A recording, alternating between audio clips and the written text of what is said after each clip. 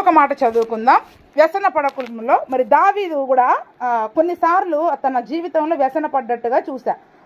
కీర్తనల గ్రంథము 119వ అధ్యాయము 25 నుంచి చదువుకుందాం. కీర్తనల గ్రంథము 119:25 నుండి. ఇక్కడేమో చెడ్డవారిని చూసి వ్యసన పడొద్దని చెప్తూ ఉన్నారు.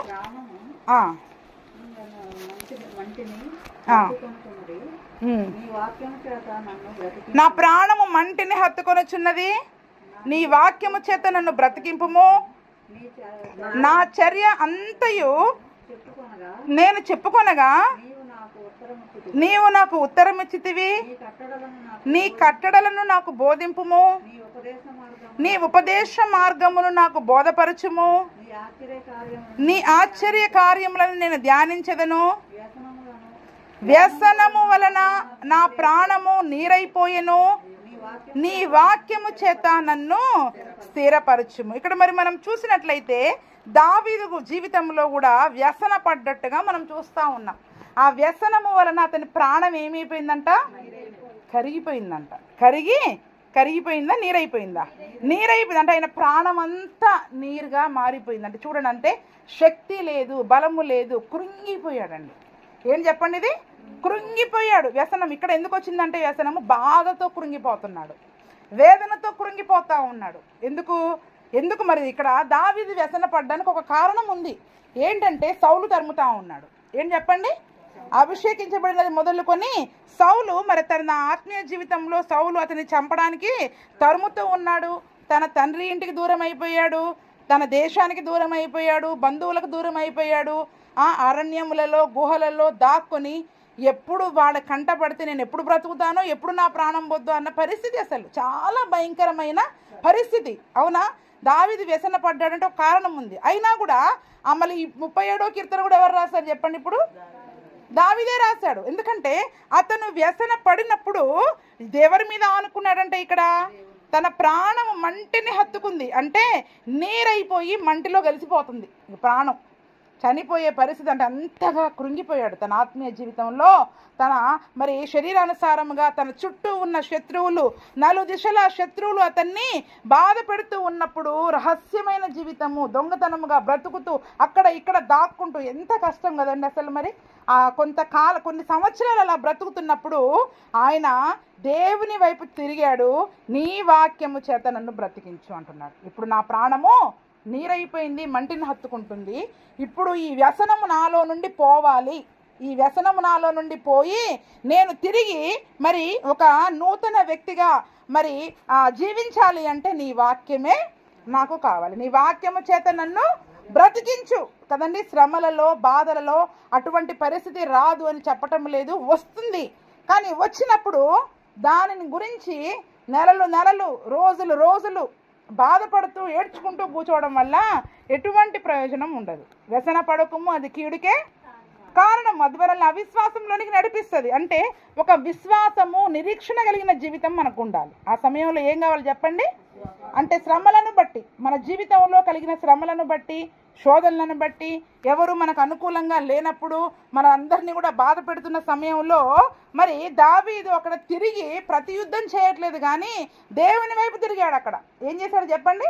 దేవుని వైపు తిరిగి నీ వాక్యం చేత నన్ను బ్రతికించు. తన చర్య అంతా ఎవరితో చెప్పుకున్నాడంట? దేవునితో చెప్పుకున్నాడు. అవునా? మనకి బాధ కలిగింది అనుకోండి, ఎవరైనా మనల్ని బాధ పెట్టారనుకోండి, తరుముతున్నారనుకోండి, మనం ఏం చెప్పుకుంటాం? ఊరంతా చెప్పుకుంటాం. అవునా? ఊరంతా చెప్పుకుంటాం. మనం వెళ్ళి అసలు దేవుడితో కూడా చెప్పుకుంటాం. ఎందుకంటే ప్రార్థనలో చెప్పుకోకుండా ఉండలేం, కానీ ఇది కూడా చేస్తాం. కానీ ఇక్కడ దావీదు ఎవరితో చెప్పుకున్నాడు? దేవునితోటే చెప్పుకున్నాడు. అక్కడ ఏమని అడుగుతున్నాడు? నా చర్య అంతయు నీతో చెప్పుకొనగా నీవు నాకు ఉత్తరం ఇచ్చితివి. దేవునికి స్తోత్రం. చూడండి, దేవుడు వ్యసన పడిన ఆ సమయములో, తన ప్రాణం కృంగిపోతున్న ఆ సమయంలో దేవుని మీద తన మనసు నిలుపుకున్నప్పుడు దేవుడు సమాధానం ఇచ్చాడు. దావీదు, నేను నీకు తోడుగా ఉన్నాను, భయపడకుమని. ఒక్కసారి కూడా సౌలు చేతిలో, శత్రువుల చేతిలో పడకుండా దేవుడు ఏం చేశాడు చెప్పండి? దావీదును కాపాడినట్లుగా మరి మనం చూస్తూ ఉన్నాం. అంటే ఈరోజు మన జీవితంలో కూడా శ్రమలు రావచ్చు, శోధనలు రావచ్చు, కష్టం వెంబడి కష్టం మనకి రావచ్చు. ఆయన అక్కడ సుమారుగా 15-17 సంవత్సరాలు శ్రమలు అనుభవించాడు. ఎన్ని సంవత్సరాలు చెప్పండి? 15-17 సంవత్సరాలు మధ్యలో ఆయన అన్ని సంవత్సరాలు శ్రమను అనుభవించాడు. ఆయన అన్ని సంవత్సరాలు తిరుగులాడుతూ ఉన్నాడు. మనకి ఒక సంవత్సరం, ఒక 3 నెలలు కాస్త కష్టం వెంబడి కష్టం వచ్చి కోలుకోలేని పరిస్థితి వస్తే ఇంకెలా ఉంటుంది మన పరిస్థితి? అసలు ఇక మళ్ళీ రూపురేఖలే మారిపోతాయి. రూపురేఖలే మారిపోతాయి. చూడండి, ఆయన కట్టడల వైపు తిరిగాడు. దేవా నీ కట్టడలను నాకు బోధించు, నీ ఉపదేశమును నాకు. అంటే అటువంటి వ్యసన పడే సమయంలో మనకి ఆదరణనిచ్చేది, మన వ్యసనముల నుండి మనల్ని విడిపించేది, లేదా ఆ వ్యసనములో మనం అలాగే బాధపడుతూ నాకు బాధ ఉంది, నేను గుడికి రాను, ప్రార్థనకి రాను, ఇంట్లో కూర్చుంటే అది మనల్ని ఎక్కడ తీసుకెళ్తుంది? కీడుకు నడిపిస్తుంది.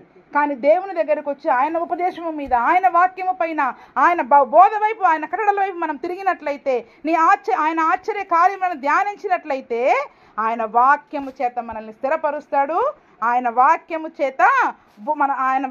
చేత దావీదుకి ఉత్తరం ఇచ్చాడంట. కాబట్టి ఈ దినమున మరి దావీదు వలె ఎటువంటి శ్రమలు, నలుదిశల మనుషులు ఎన్ని అన్నా కూడా, చూడండి మామూలు సమస్యలు కాదవి.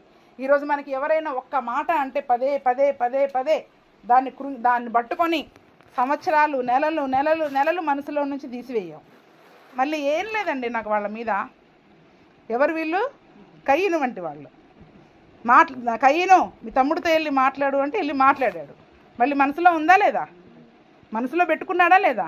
మనసులో అయితే ఉంది, కానీ పైకి మాత్రం వెళ్ళి మాట్లాడాడు.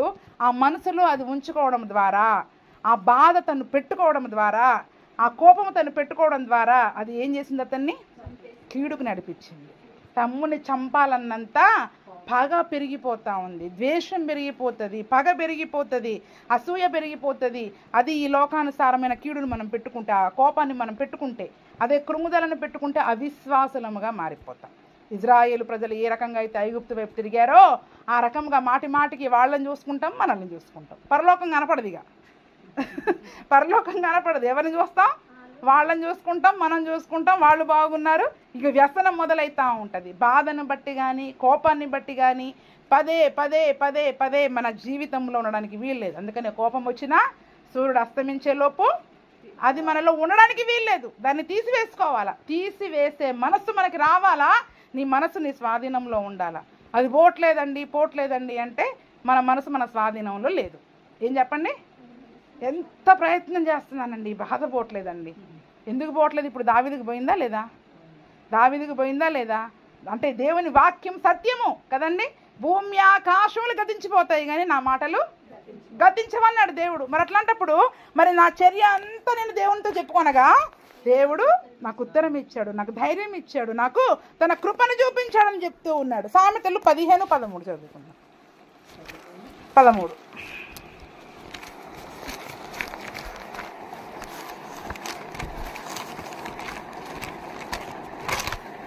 సంతోష హృదయము ముఖమునకు తేటనిచ్చును, మనోదుఃఖము వలన. ఎందుకు కీడు తెలుసా? ఈ మనోదుఃఖము, ఈ వ్యసనము మనలో ఉంటే మన ఆత్మీయ జీవితం నలగొట్టబడుతుంది. మనం నలగొట్టాల్సింది శరీరాన్ని. దేన్ని నలగొట్టాలి? శరీరాన్ని నలగొట్టుకోమని దేవుడు చెప్తుంటే, వ్యసనమును మనలో పెట్టుకొని, బాధని పెట్టుకొని, కోపాన్ని పెట్టుకొని ఆ వ్యక్తులపైన ఈ వ్యక్తులపైన మన ఆత్మని నలగొట్టుకుంటా ఉన్నాం. దేన్ని నలగొట్టుకుంటున్నాం చెప్పండి? సంతోష హృదయము ముఖానికి. హృదయంలో మనోవ్యాధి లేకపోతే ముఖం సంతోషంగా ఉంటుంది. అవునా కాదా? కొంచెం బాధ ఉంటే ముఖం తేడా ఉంటుంది, అర్థమైపోతూ ఉంటాయి ఎవరి ముఖాలు ఎలాగున్నాయి ఏంటనేది. అందుకే దేవుని దగ్గరికి వచ్చేటప్పుడు కూడా ఏ ముఖంతో రావాలి? మన ముఖము కడుక్కొని రావాలా. చక్కగా ముఖము కడుక్కొని సంతోష హృదయంతో కడుక్కోవడం అంటే ఇవన్నీ తీసివేసుకొని చక్కగా సంతోషమైన హృదయముతో దేవుని సన్నిధిలో ఆనందించేవారుగా ఉండాలి. వ్యసనం ఎందుకు కీడుకు కారణం అంటే, ఈ వ్యసనము మన ఆత్మీయ జీవితాన్ని నలగొట్టేస్తుంది. ఏం చేస్తుంది చెప్పండి? నువ్వు నీ శరీరాన్ని నలగొట్టుకోకపోతే అది నీ ఆత్మను నలగొట్టేస్తుంది. అది నీ ఆత్మను, నువ్వు నీ మనసుని నీ స్వాధీనంలో ఉంచుకోకపోతే అది నీ ఆత్మను తన స్వాధీనంలోకి తెచ్చుకొని ఆత్మను నలగొట్టేస్తూ ఉంటుంది. అందుకే ఆత్మ చల్లారిపోవడము, ఆత్మీయ జీవితంలో ఎదగకపోవడము. ఎందుకంటే ఈ యొక్క వ్యసనము వలన ఆత్మ నలిగిపోతూ ఉంటుంది. ఏం చేస్తూ ఉంటుంది చెప్పండి? అది ఎదగదు, నువ్వెంత ప్రార్థన చేయి. కానీ ఆ ఎదుగుదల ఆత్మఫలాలు అనేవి కనపడవు. ఎందుకు ఆత్మఫలాలు కనపడవంటే ఇక్కడ ఆత్మ ఏమైపోయింది, నల్లగొట్టబడుతుంది కదా. ఆత్మ నల్లగొట్టబడడం వల్ల ఫలాలు కనపడట్లా కదండి. ముక్కలు ముక్కలు కట్ చేసిన చెట్టుకి ఫలాలు వస్తాయా? ఫలాలు రావు. దానికి ఎదుగుదల ఉండదు. మళ్ళీ కొత్తగా చిగురించడానికి చాలా టైం పడుతుంది. అది ఎండిపోయిన మొద్దైనా చిగురించడానికి మళ్ళీ చాలా సమయం పడుతుంది. కాబట్టి మరి హృదయంలో దేనిని బట్టి కూడా మరి మనము వ్యసన పడడానికి వీల్లేదు. అయితే మనం చేయవలసిన పనులు ఏంటో ఇక్కడికి వచ్చేద్దాం. మళ్ళీ 37వ కీర్తనకి వచ్చేసి త్వరగా ముగించుకుందాం. 3వ వచనం నుండి చదువుకుందాం. మనం ఏం చేయాలి మరి ఇప్పుడు? 37వ కీర్తన 3వ వచనం.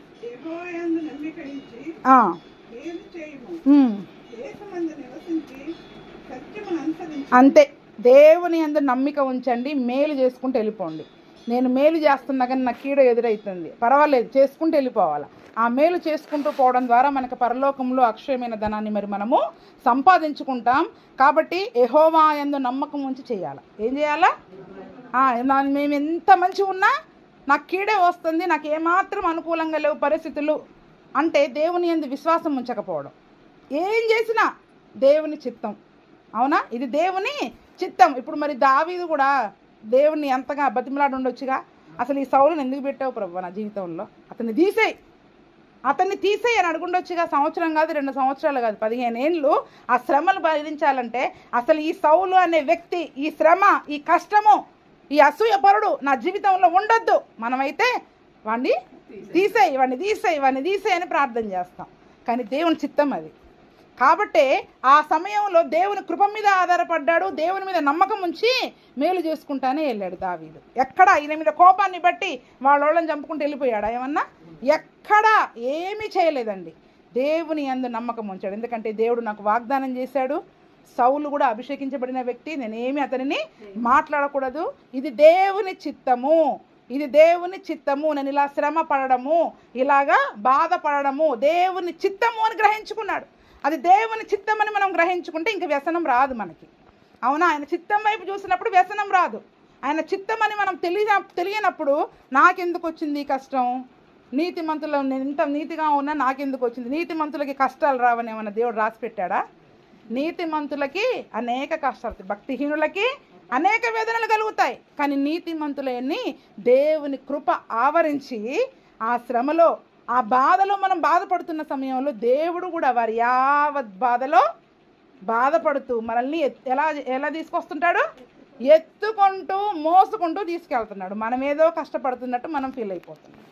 కానీ ఆ బాధలో, ఆ కష్టంలో, ఆ శ్రమలో ఆయన భుజాల మీద మరి మనం ఉన్నామని మరి మనము జ్ఞాపకం చేయాలి. అందుకని యెహోవా యందు నమ్మిక ఉంచి మేలు చేయండి. 4వ వచనం. అంతే, యెహోవా యందు నమ్మిక ఉంచాలి, యెహోవాను బట్టి సంతోషించాలి. ఎందుకంటే ఆయన నన్ను చూచుచున్న దేవుడు, నా బాధ తెలుసు, నా దుఃఖము తెలుసు, నా శ్రమ తెలుసు.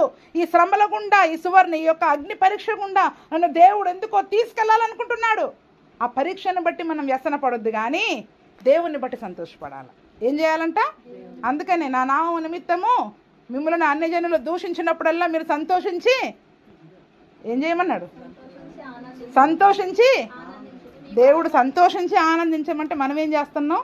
వ్యసన పడుతున్నాం, బాధ పెట్టుకుంటున్నాం, దుఃఖము కోపముని మన హృదయంలో పెట్టుకుంటున్నాం. అందుకని యెహోవాను బట్టి సంతోషించు, ఆయన నీ హృదయ వాంఛలు తీరుస్తాడు.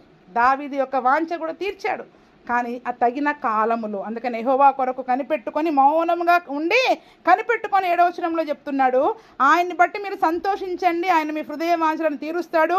మన అవసరాలు ఆయనకు తెలుసు, ఎప్పుడు ఆ అవసరాన్ని ఎలా తీర్చాలో ఆయనే తీరుస్తాడు. 5వ వచనం కూడా చూసినట్లయితే, నీ మార్గమును యెహోవాకు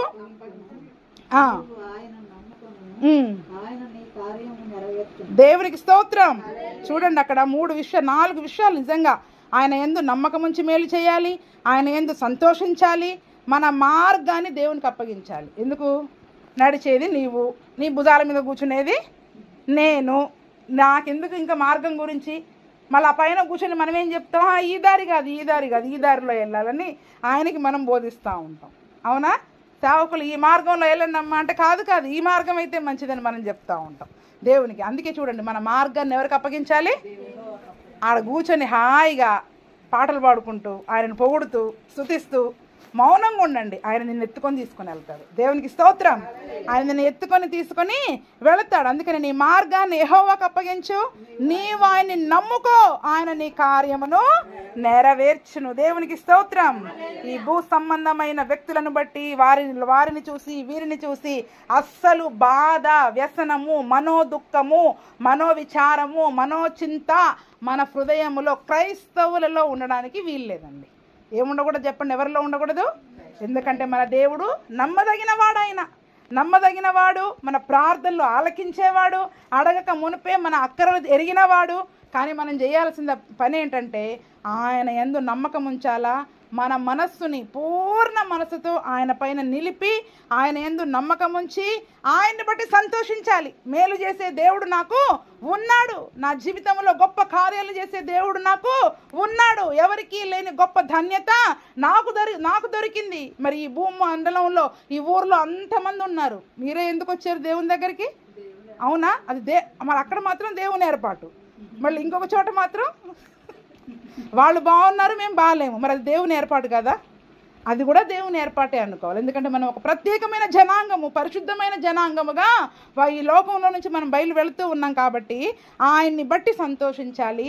ఎప్పుడైతే మనం దేవుని బట్టి సంతోషించడం నేర్చుకుంటామో మన హృదయంలో ఉన్న వాంఛలు ఆయనకు తెలుసండి, అవన్నీ ఆయన తీరుస్తాడు. ఈ వాంఛలను బట్టి కోరికల లిస్ట్ ఉంటుంది కదా, ఈ లిస్ట్ పెట్టుకొని ఎంతసేపు ఆ లిస్ట్ అడుగుతూ ఇవి ఇంకా నెరవేరట్లేదు, ఎప్పుడు ఇస్తాడు దేవుడు, ఎప్పుడు ఇస్తాడు? వ్యసన పడొద్దు, నమ్మకం ఉంచాలి, మౌనంగా ఉండి కనిపెట్టండి. అంతే. ప్రార్థన చేయండి, విడిచిపెట్టండి. నువ్వు ఎప్పుడు ఇస్తావో అప్పుడు, అవునా? నువ్వు ఎప్పుడు ఇస్తావో అప్పుడు ఇవ్వండి. మన మార్గాన్ని కూడా ఆయనకు అప్పగించి ఆయన నమ్ముకోవాలి. ఆయన మన కార్యములను నెరవేరుస్తాడు. దేవునికి స్తోత్రం.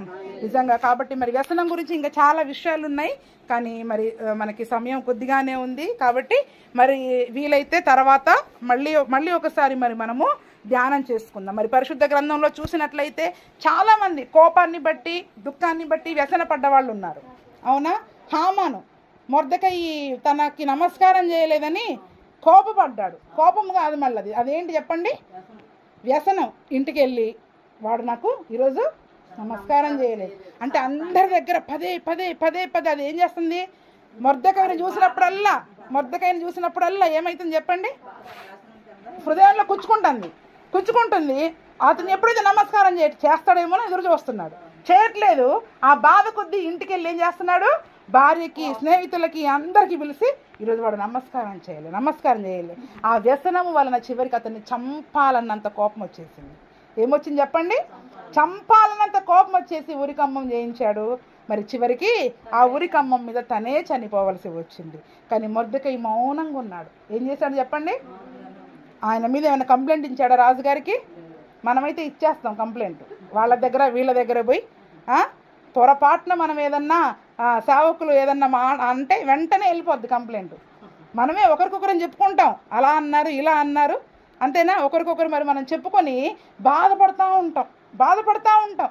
ఎందుకన్నారు సేవకులు, ఎందుకన్నారు, వాక్యం ద్వారా పరిశుద్ధాత్ముడు ఎందుకు ఇలా మాట్లాడాడు అని మన హృదయంలో ఆలోచన వస్తే మనలో ఆ వ్యసనం ఉండదు, ఆ మనోదుఃఖం ఉండదు.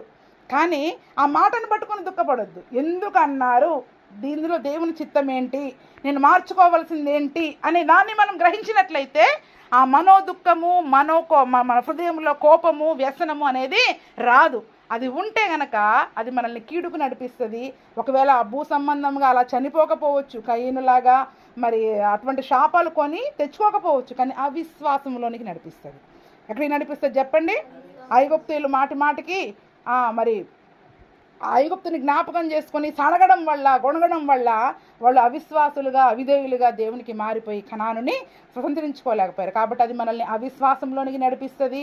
లేదా ఏదో ఒక రకమైన కీడుని, పగని ప్రేరేపించి మనల్ని వారి పైన ద్వేషముతో రగిలేటట్టుగా చేస్తుంది. ఆ ద్వేషం మనలో పెరిగిందనుకోండి, నరహంతకులమైపోతాం. దేవుని దృష్టిలో ఏంటి? తన సహోదరుని ద్వేషించేవాడు నరహంతకుడు కదండి. మరి నరహంతకులముగా మరి మనం ఉన్నట్లయితే దేవుని దృష్టిలో అది భయంకరమైన పాపం. వాళ్ళు పరలోక రాజ్యానికి కూడా వెళ్ళలేరు. కాబట్టి ఎవరి మీద ఆ ద్వేషము, కోపము, బాధ పెరగకుండా ఆ వ్యసనము మనలో వచ్చినప్పుడే దేవునికి అప్పగించేయాలి. అయ్యా నాకు బాధ ఉంది, నీకు అప్పగించేస్తున్నా, నాకు వేదన ఉంది. మరి దావీదు కూడా సౌలు విషయాన్ని దేవునికి అప్పగించాడు కదండి. దేవునికి అప్పగించకుండా మన ప్రయత్నాలు మనం చేస్తే మన మనస్సుని మన స్వాధీనంలో లేకపోతే కనుక మన ఆత్మ నలిగిపోతుంది. ఏమైపోతుంది చెప్పండి? ఆత్మ నలగగొట్టబడుతుంది. ఆత్మీయ జీవితంలో మనము ఏ రకంగా కూడా మరి ముందుకు వెళ్ళి ఆత్మీయ ఫలాలను ఫలించే వారముగా మరి మనం ఉండము. కాబట్టి మరి మన మనస్సును స్వాధీనంలో ఉంచుకొని ఆ మనస్సులో ఉన్న వ్యసనమే కానీ, మనోదుఖమే కానీ, మనోవిచారమే కానీ, చింత, కోపము, దుఃఖము ఏదైనా సరే మన బాధని దేవునికి, నా చర్య అంతయు నా దేవునికి నేను చెప్పుకున్నా. ఎంత చక్కగా అన్నాడండి దావీదు. నా చర్య అంతయు నా దేవునికి నేను చెప్పుకొనగా ఆయన నాకు ఉత్తరం ఇచ్చాడు. తన వాక్కుతో నన్ను స్థిరపరిచాడు, తన ఉపదేశముతో నన్ను బలపరిచాడు, ఆయన కృపతో నన్ను స్థిరపరిచాడు అని దేవుని వైపు మనం చూసి దావీదు వల్లే బలపడాలి. కానీ మన మనోదుఖాన్ని బట్టి మన ఆత్మీయ జీవితాన్ని కీడులోనికి నడిపించుకునే వారముగా మరి మనము ఉండకూడదు. కాబట్టి మరి మన ఆత్మని, మన మనస్సుని స్వాధీనంలో ఉంచుకొని మన ఆత్మను నలగగొట్టకుండా మన శరీరమును మనస్సును నలగగొట్టుకొని దేవునిలో ఆత్మీయ జీవితంలో ముందుకెళ్లే కృపను ప్రభువైన యేసు క్రీస్తు మనకందరికీ దయచేయునుగాక. ఆమేన్.